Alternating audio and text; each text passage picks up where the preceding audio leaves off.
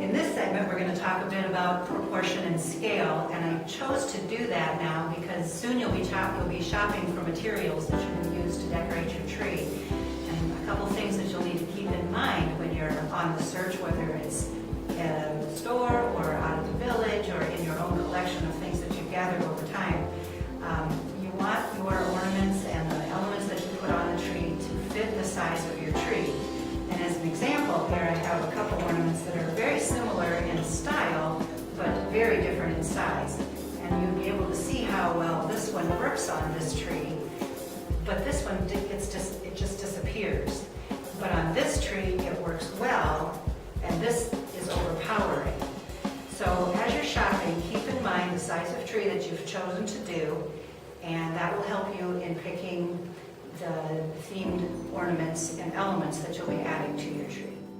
I always like to add an additional element of botanical to a tree just to fill it up a little bit more. As you can see, I have a full stem here of a nice eucalyptus, and I've nipped it apart. It looks great in here all as one piece, and we can wire that in and make it nice and secure to add another element to this tree.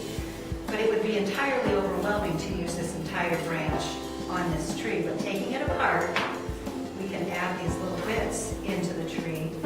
It adds a lot of depth and volume to the tree, but it isn't overpowering. Same thing can be said for ribbon. This is a nice burlap ribbon. It has some sparkles on one side, it has the pretty colors on this side, and it looks great tucked into this tree.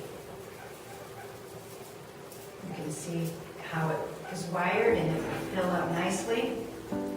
But this same ribbon would be completely too big to wrap around this tree. It might work nicely though as an accent down on the base of the tree.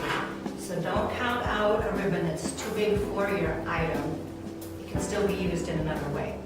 On this small tree, I've chosen some birdhouses that are of a good proportion.